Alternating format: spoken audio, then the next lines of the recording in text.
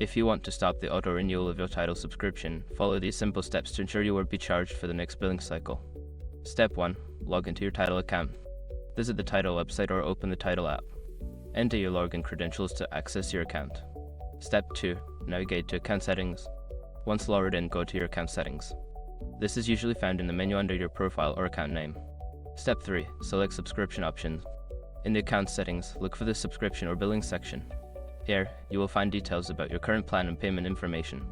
Step 4. Disable auto-renewal. Find the option for auto-renewal. There should be a toggle or button that allows you to turn off auto-renewal. Click or tap on it to disable the feature. Step 5. Confirm changes. After disabling auto-renewal, make sure to confirm any changes. You may receive a confirmation message or email indicating that your subscription will not renew. By following these steps, you can successfully stop the auto-renewal of your Tidal subscription. If you have any further questions, feel free to reach out to Tidal's customer support for assistance.